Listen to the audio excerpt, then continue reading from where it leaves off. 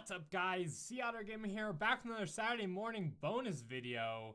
Yes, I know this is weird for you guys, it's weird for me, but I thought you guys probably would want to know that I am not actually some sort of anthropomorphic talking sea mammal. I am in fact human. This is what I look like. Alright, that is that.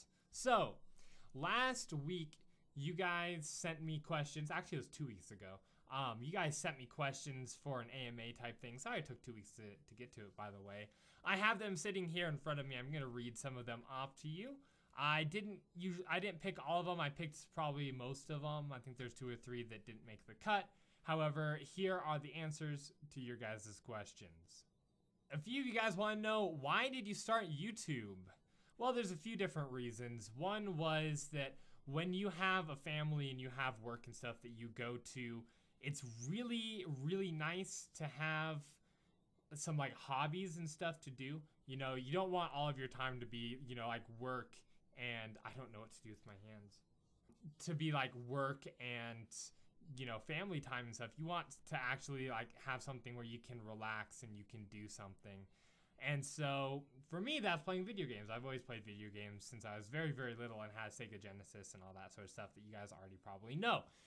Anyways, so I was watching YouTube videos and Let's Plays and all that kind of stuff. And I was like, I might as well start recording myself because I'm already playing video games. I might as well start recording myself and putting them out there anyways because it sounds like it would be something that would be fun.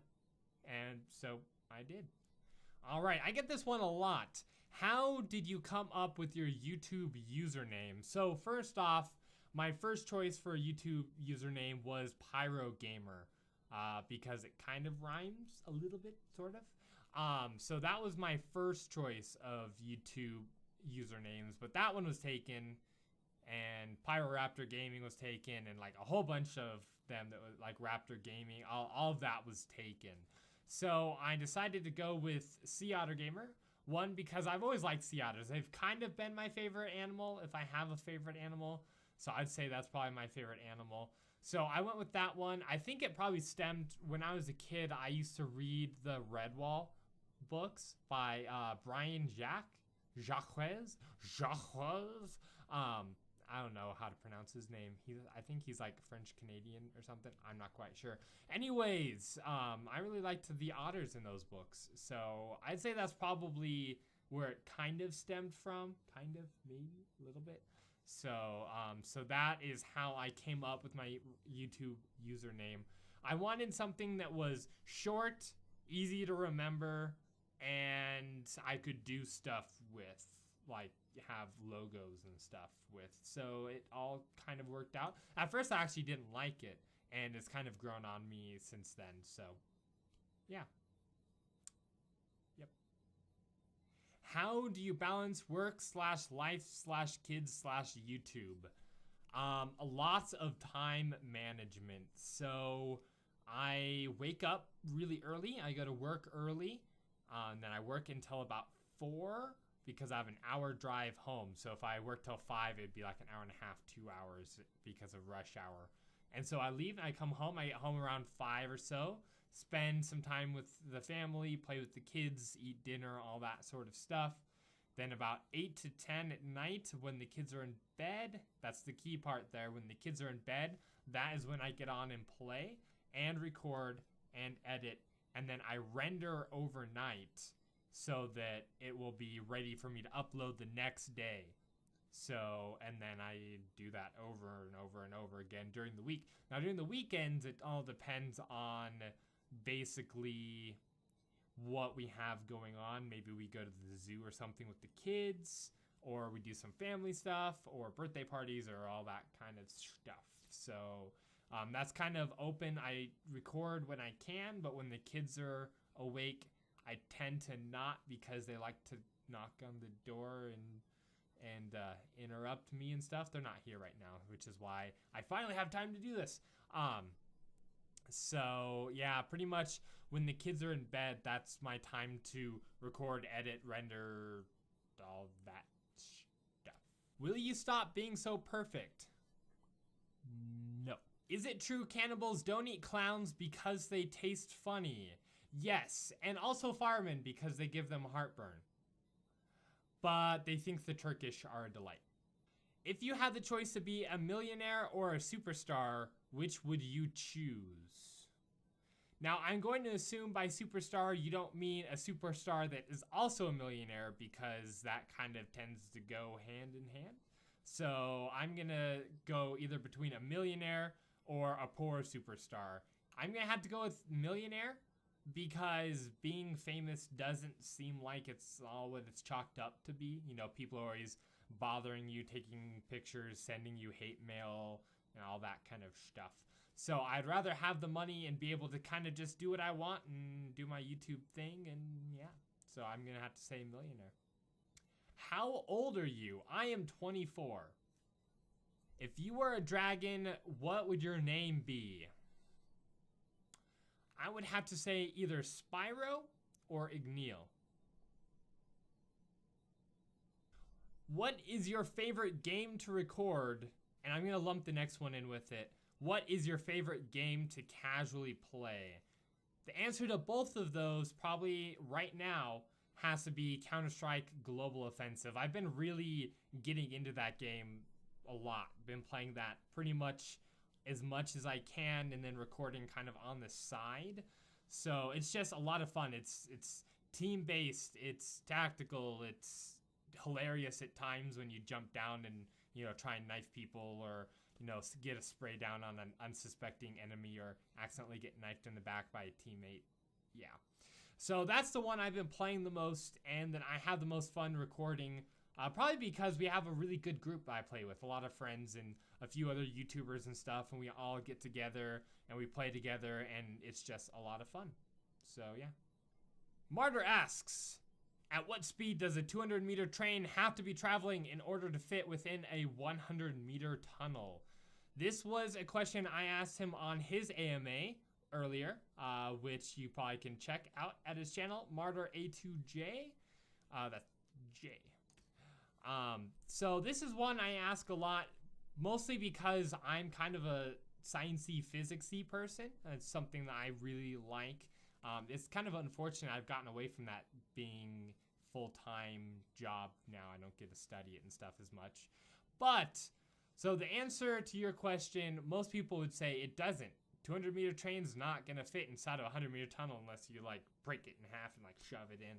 But if you look at Einstein's theory of relativity, most people know one of the three things that happens, which is time dilation. So as you approach the speed of light, time for you seems to kind of slow. To an outside observer, time for you kind of slows down. And the second thing that happens is that as you approach the speed of light, length contraction happens. To an outside observer, length contraction happens. So you get skinnier and skinnier and skinnier in the direction of your travel. And then the third thing that happens is that you appear to get more massive. So the point in which that halves, the half point, to where 200-meter train will be 100 meters long, and that time will slow by half and you'll get twice as massive, is 0.866 c. So at 86.6% the speed of light, you'll appear to be shrunken by half, and time will appear to be half, and all that kind of good stuff. Now, it's important to note that that's to an outside observer. To you, you know, your time will be, you know, the opposite. It'll be fine for you, but everyone else will be going twice as slow, right? No, twice as fast. Is it twice as fast? I can't remember now. So to an outside observer, if you're going 86.6% the speed of light, you will fit in that 100-meter tunnel. What is your favorite retro game? Now, that is a very, very hard question for me, because it depends on how you define retro. Is that, you know, Sega Genesis era? Is that PlayStation era, PlayStation 2 era, you know, Game Boy games? I played a lot of really good games. I'm going to limit it to my first ever game console I ever had, which is the Sega Genesis. So my favorite retro games for the Sega Genesis are the Sonic series, and I have all of them here in their lovely boxes. Yep. So, you know, I have Sonic 1, 2, 3, Sonic and Knuckles, Sonic 3D Blast, not as good. You know, the first 3 were really good. But, so those, it's hard for me to say those are my favorites just because there's so many memories with other ones. For instance, Taz, Escape from Mars. I used to play this game. Do you like that? I can really see you guys over it. I used to play this game a lot with my dad and with my sister, and we would take turns trying to beat it. We never ever beat it. We got to the last level, which is the Mars level. Never actually beat it, but had a lot of fun. So there's a lot of memories that I have with that one. And then the other 2 that I played a lot and have a lot of good memories are Sparkster and Rocket Knight Adventures. These games here, I'm gonna show them off my goodies. These ones here, hi. These ones here, kind of came about during the mascot wars, as they kind of called it. So it was kind of a war to get a mascot. As you know, let me grab this one here. Sonic eventually kind of won out. Not a lot of people have ever heard of Sparkster or Rocket Knight Adventures. This is game 1 and 2 of this series of 2 games. I think they made another one for the Xbox or 360 or something like that. But these were a lot of fun to play. You played as, it's not, what is this? I can't remember exactly what he is. Hangs from his tail. Likes to play dead. What are those called? Brain exploding. I can't remember. Anyways, I can't remember. You play as this guy, Sparkster here. So, and he's a rocket knight. So you've got a jetpack and you've got a sword and you hang from your tail and kind of like jump from place to place and try and defeat bad guys. A lot of fun. I highly recommend both of these. If you've never heard of them, if you're looking for, let's get him back in the shot. If you're looking for good old games, try this one out. I had a lot of fun with both of these. They're very different, actually. Possum! A possum! He's a possum! That's what he is. So those are my favorite Sega Genesis games just because they're either good games or games I played a lot with my family. So. And finally, if you were to quit YouTube tomorrow, what is the greatest lesson or thing you have learned from this experience? That is a hard one because there's a lot of really great things that I've learned. You can think of it kind of as a skill base. I've learned a lot of kind of like public speaking type stuff because having a YouTube channel and talking is kind of public speaking, even if there's not people here, because the pressures are kind of the same. I actually, when I record, I kind of imagine an audience. It kind of helps out. That's why I say we a lot. Like, oh, we were so close. We almost did it. All this kind of stuff. It's because I imagine there's an audience around me. So I'd say public speaking stuff, video editing, audio editing, all that kind of stuff. If you think of skill type stuff I've learned. But lessons and stuff, it's hard to say. If you go into YouTube thinking that you're gonna be like instantly famous overnight and your videos are gonna do well, you're gonna have a bad time. It takes a lot of hard work and dedication, and really the thing that kind of, for me, is you get out of it what you put into it. You have to put in all this effort into it, a lot more than you would think. There's a lot goes into making a video. It's not just recording it and slapping it up. Well, you can do that, but it'll be shite.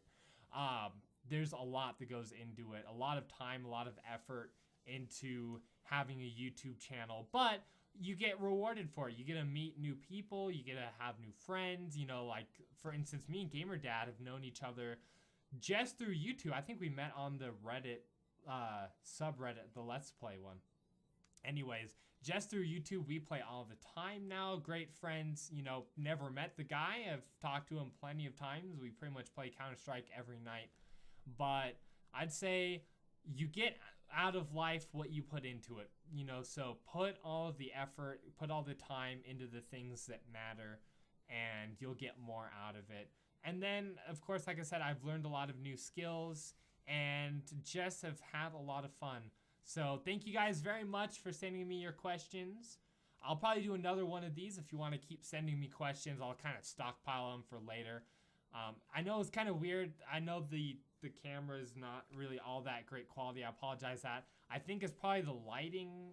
I don't know. I have a decent camera here, but it's not that great. So I'm going to see about maybe getting a better one, getting some more lights in here. I'm kind of like in this dark dungeony cave down here. I have a lamp over here to help a little bit. So, but let me know if you want to see more of these. I wanted to do a face cam thing, just kind of finally throw it out there. And, you know, because I want to bring this kind of more personal level into my channel. I think this is a good way to start. So I might be doing some more like vlogs and stuff on Saturdays. So if that's something that you guys would like to see, let me know. Anyways, thank you guys very much for watching. And I will see you in the next episode.